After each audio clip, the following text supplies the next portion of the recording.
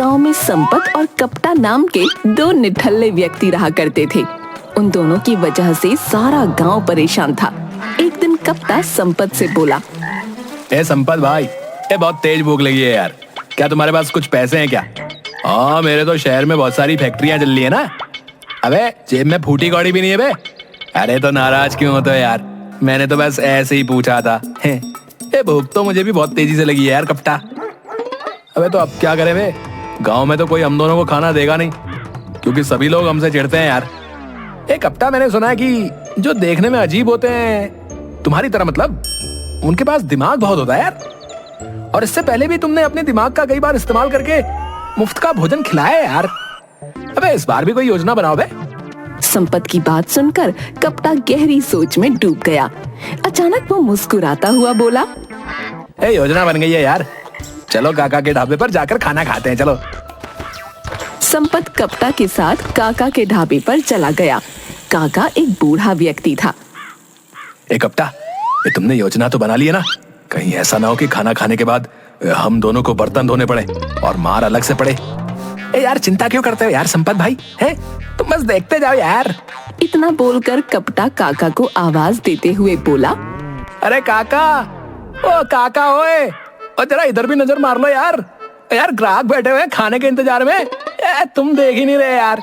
कपटा की आवाज सुनकर काका उसके पास आकर बोले, तुम दोनों कपटा और संपत हो? क्या तुम दोनों के पास पैसे हैं खाना खाने के लिए?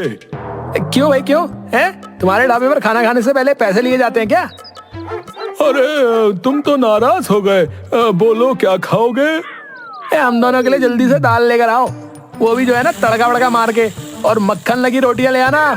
काका ने दाल और रोटियां उन दोनों के सामने रख दी और अपने काम में लग गए।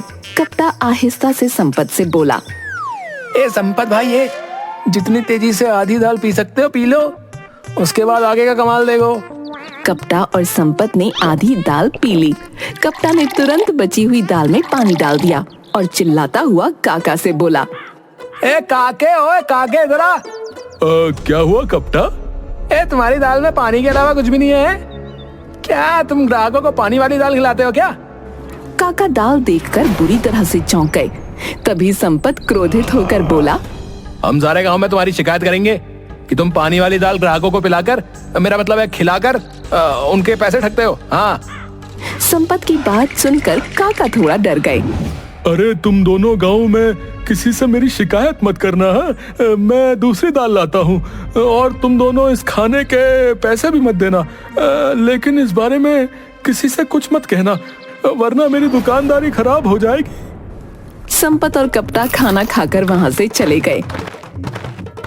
संपत खेत में बैठकर कपटा से बोला, कपटा यार, दोपहर के खाने का इंतजाम तो हो गया, लेकिन रात में कुछ चिकन वगैरह खाने का भी मन कर रहा है यार। चिकन वगैरह गांव के ढाबे पे तो मिलता है, लेकिन चिकन वाले को जो है ना इस तरह से मूर्ख नहीं बना सकते यार। तो फिर मूर्ख बनाने की कोई नई योजना बनाओ यार कपटा। तो चिंता मत कर बे, हम दोनों की जोड़ी जब तक सलामत है ना, मेरे दिमाग में हर मिनट एक नई योजना आती रहेगी। है तुम्हारा चिकन फ्राई खाने का मन कर रहा है ना? बता बता। हाँ यार कपटा, तो चल यार, आज शहर में जाकर चिकन फ्राई खाते। लेकिन कपटा, उसके लिए पैसे कहाँ से आएंगे यार? अरे अपने गांव के जमींदार की पत्नी जो है ना, वो शहर से एक नया कुत्ता लाई है। कहते हैं वो अपने बच्चों से ज्यादा अपने कुत्ते का ख्याल रखती है, समझा? हाँ सुना तो मैंने भी है। तुम्हारे दिमाग में आखिर चल क्या रहा है? कपटा संपत के कान में अपनी योजना बताने लगा। वाह यार वाह, क्या योजना बनाई है बे कपटे? अबे इससे तो हम जमींदार की पत्नी से मुंह मांगे पैसे ले सकते हैं बे। योजना के मुताबिक संपत उठा, जमींदार की पत्नी से नजर बचाकर एक बोरी में जमींदार की पत्नी के कुत्ते को उठा लाया। कुत्ते को लापता देखकर जमींदार की पत्नी बाहर रोने लगी। हाय, मैं तो लुट गई, मैं तो बर्बाद हो गई, अब मैं किसके सहारे जीऊंगी? जमींदार की पत्नी का रोना देखकर जमींदार दौड़ता हुआ आकर बोला, अरे क्या हुआ भाग्यवान, तुम इतना रो क्यों रही हो? सब कुछ कुशल मंगल तो है ना? अरे तुम काहे के जमींदार हो? तुम तो जमींदार के नाम पर कलंक हो।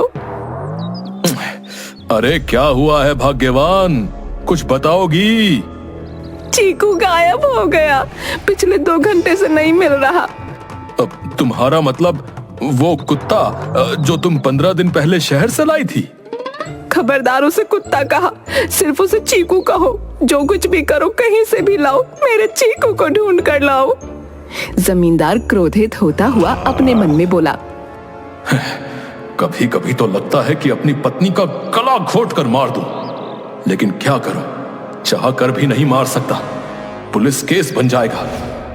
अपने मन में मुझे मारने का विचार छोड़ दो जमींदार, जाओ जाकर मेरे चीकू की तलाश करो।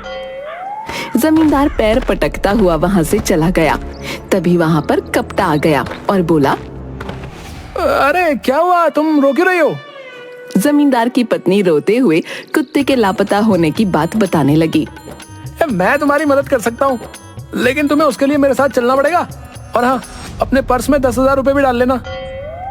मेरे पर्स में हमेशा 10-20 हजार रुपए पड़े रहते हैं, बताओ मुझे कहाँ चलना है। कपटा जमींदार की पत्नी को गांव के एक पुराने बरगद के पेड़ के पास ले गया और जमींदार की पत्नी से बोला, तुम्हारे पास जितने भी पैसे हो इस पेड़ के सामने रख दो और पीछे मुड़कर मत देखना। कुछ देर बाद तुम्हें तुम्हारा चीकू मिल जाएगा। जमींदार की पत्नी ने वैसा ही किया। वो पैसे रखकर कुछ दूर चली ही थी कि तभी संपत, जो कि पेड़ के पीछे छुपा हुआ था, उसने बोरे से कुत्ते को निकाल दिया। कुत्ता तुरंत दौड़ता हुआ जमींदार की पत्नी के पास चला गया। कपटा मुस्कुराता हुआ संपत से बोला, देखा संपत भाई, चिकन के शहर में चिकन खाने की बात कर रहे थे, मगर जमींदार की पत्नी तो इतने पैसे दे गई कि अब हम 1 महीने तक चिकन के साथ साथ मटन भी खा के गुजारा कर सकते हैं बे। हाँ तो देर किस बात की है भाई कपटे, चलो मेरे पेट में तो चूहे दौड़ने लगे यार। संपत और कपटा शहर में जाकर पैसे उड़ाने लगे।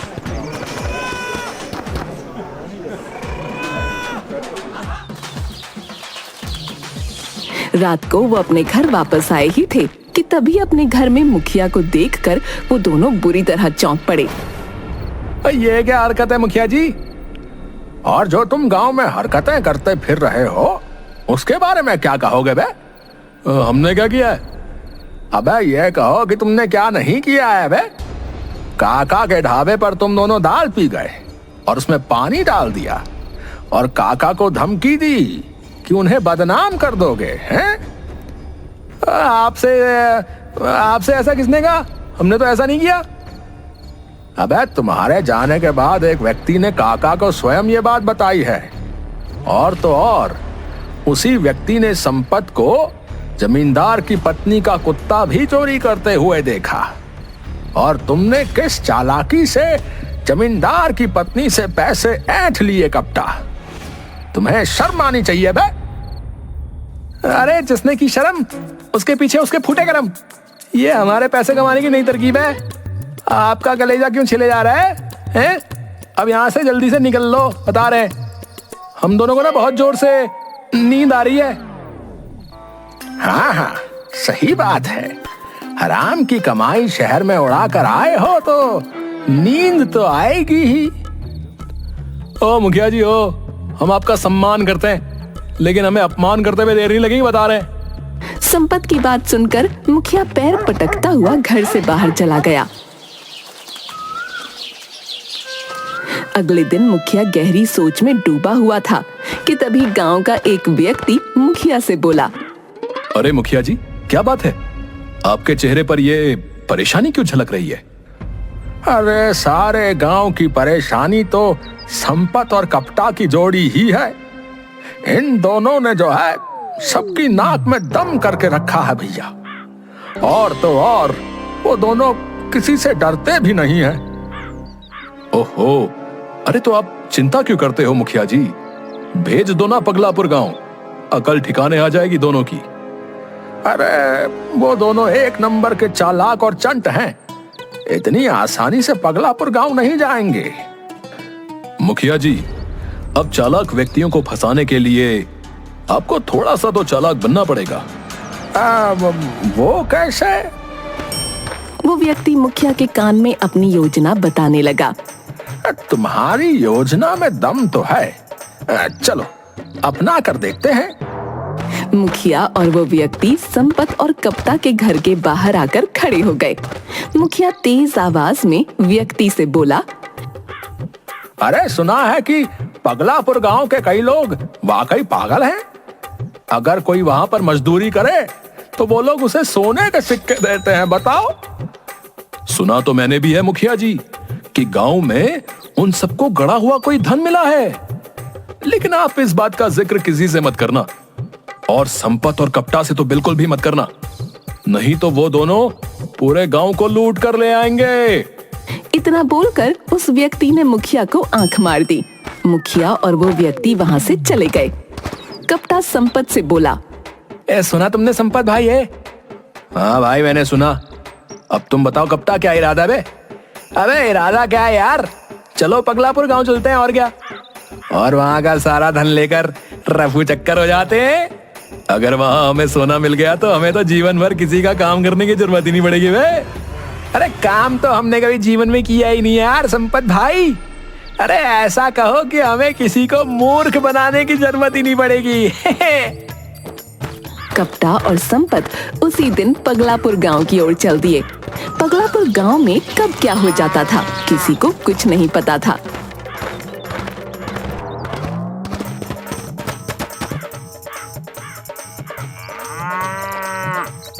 अरे क्या हुआ भाई? अरे तुम दोनों हमको ऐसे क्यों घूर रहे हो भाई? हम दोनों कोई चोर नहीं है, बल्कि यहाँ पर मजदूरी करने के लिए आए, मजदूरी समझे। कप्ता की बात सुनकर वो स्त्री मुस्कुराते हुए बोली, अरे नहीं, हम पगलापुर वाले दूसरे के गांव के लोगों का सम्मान करते हैं। लेकिन तुम्हारे हाथ में हार फूल माला वगैरह तो दिखाई नहीं दे रही। संपत ने इतना कहा ही था कि तभी उस स्त्री ने एक एक चांटा संपत और कप्ता को जड़ दिया। ये क्या बदतमीजी है? तुम्हारी हिम्मत कैसे हुई चाटा मारने की? ये हमारे गांव के सम्मान करने का तरीका है। सम्मान करने का ये तरीका? लेकिन अब तक तो हमने लोगों को हार फूल माला पहना कर ही सम्मान करते देखा। वो मूर्ख करते हैं, अकलमंद लोग नहीं। आइए, पगलापुर गांव में आपका स्वागत है। संपत और कप्ता क्रोधित होकर गांव के अंदर चले गए। कप्ता आहिस्ता से संपत से बोला, चिंता मत करो यार संपत भाई, आज ही की बात तो है यार। वैसे भी कल हम दोनों को सोना लेकर यहाँ से फरार हो जाना है। मुखिया जी, ये दोनों अपने गांव में मजदूरी करने आए हैं। वैसे भी हमें मजदूरों की बहुत ज्यादा आवश्यकता है। कोयले की खदान में मजदूरों की कमी पड़ रही है। मुखिया की बात सुनकर संपत और कप्ता बुरी तरह से चौंक गए। लेकिन यहाँ तो हमें आसपास कहीं कोयला नजर नहीं आ रहा है। तुम दोनों कान खोलकर साफ साफ सुन लो। हम एक दिन की मजदूरी के सिर्फ एक बोरी ही सोने के सिक्के दे पाएंगे, बता रहे हैं। मुखिया की बात सुनकर कप्ता और संपत को चक्कर आते हुए महसूस हुए। कप्ता आहिस्ता से संपत से बोला, संपत भाई, एक बोरी सोने की कीमत समझ रहे हो तुम? सही कह रहे हो कप्ता, अपने गांव के लोग तो मूर्ख है, मूर्ख भाई। यहाँ पर तो 2-4 दिन आराम से मजदूरी ही करेंगे और 4-5 सोने की बोरी लेकर कल्टी। हाँ, और इसके लिए हमें बेचारे इन मासूम भोले भाले गांव वालों को मूर्ख बनाने की कोई आवश्यकता भी नहीं भैया। तुम दोनों एक दूसरे से क्या बातें कर रहे हो भाई? कुछ नहीं मुखिया जी। हम जल्द से जल्द कोयले की खदान में जो है काम करना चाहते हैं मुखिया जी। तो फिर आओ। मुखिया संपत और कप्ता को एक बहुत पुराने घर के अंदर ले गया। उस घर के अंदर एक बहुत पुराना कमरा था जहाँ पर मकड़ी के जाले लटक रहे थे। मुखिया उन दोनों की ओर देखकर बोला, यही है कोयले की खदान। सारे मजदूर काम कर रहे हैं, तुम भी यहाँ पर काम करो, समझे? लेकिन यहाँ तो हमें कोई नजर नहीं आ रहा है मुखिया जी। तभी मुखिया ने एक जोरदार चांटा कप्ता के गाल पर जड़ दिया और बोला, अरे इतने लोग खड़े हैं? तुझे कोई नजर नहीं आ रहा है? इतना बोलकर मुखिया मकड़ी के जालों की ओर देखकर बोला, ये रही कोयले की खान, इन सबको इकट्ठा करो। इतना कहकर मुखिया बड़ी तेजी से बाहर चला गया और उन दोनों को बंद कर दिया। अपने आप को अंधेरे कमरे में बंद पाकर वो दोनों डर गए। अरे संपत भाई, ये सब क्या हो रहा है यार? मुझे ऐसा लग रहा है कि जैसे कि हमसे बदला लेने के लिए हमारे गांव के मुखिया ने हमें मूर्ख बना दिया है। ये साले तो जन्मजात पागल है यार। लेकिन पगलापुर गांव का मुखिया तो बोल रहा है कि वो हमें एक दिन की मजदूरी के 1 बोरी सोने के सिक्के देगा। अबे वो बोल तो रहा था कि हमें कोयले की खदान में काम करना है। अबे क्या तुम्हें यहाँ पर कोई खदान नजर आ रही बे? यार तुम सही कह रहे हो यार संपत भाई। अब मुझे यकीन हो गया है कि मुखिया ने कल रात की बात का बदला लेने के लिए हम दोनों को मूर्ख बना दिया यार। पता नहीं हम दोनों को कब तक इस कमरे में बंद रहना पड़े यार। कप्ता और संपत दरवाजे को बुरी तरह से पीटने लगे, मगर बाहर से आवाज आई, अरे काम करते रहो भाई, भोजन तुम दोनों को शाम तक मिल जाएगा, समझे? कप्ता और संपत दरवाजा पीट पीट कर थक गए। 3 दिन बाद पगलापुर गांव के मुखिया ने दरवाजा खोला। कप्ता और संपत बेहोशी से अचानक उठ गए। अरे तुम दोनों यहाँ पर काम करने के लिए आए हो या आराम करने के लिए? है भाई, अभी 2 घंटे ही तो हुए हैं और शाम होने में अभी कुछ घंटे और बाकी हैं। कप्ता संपत की ओर देखकर बोला, संपत भाई, जितनी ताकत से यहाँ से भागना है भाग लो। अगर इस बार दरवाजा बंद हो गया तो अगली बार पता नहीं हम दोनों जीवित बचेंगे भी या नहीं। मेरे शरीर में जान नहीं है कप्ता, भूख से मेरा बुरा हाल है यार। शहर में जो चिकन फ्राई खाया था सब हजम हो गया यार। अबे भागना तो पड़ेगा संपत भाई। संपत और कप्ता अपने शरीर की पूरी ताकत लगाकर वहां से भागने लगे। पूरे गांव के लोग उनके पीछे भागने लगे, मगर उन दोनों के कदम नहीं रुके। अंत में वो दोनों एक खेत में जाकर गिर गए। अबे अब कहाँ जाए बे? अबे यार अभी गांव नहीं जाएंगे, सभी लोग हमारा मजाक उड़ाएंगे यार। कुछ महीने कहीं और रह लेते हैं, उसके बाद अपने गांव जाएंगे। अबे यार मगर हम उस जगह अब करेंगे क्या यार? अबे यार मेहनत से काम करेंगे यार, और क्या करेंगे यार। उस दिन के बाद कप्ता और संपत दोनों सुधर गए, लेकिन कब तक ये अभी कोई नहीं जानता।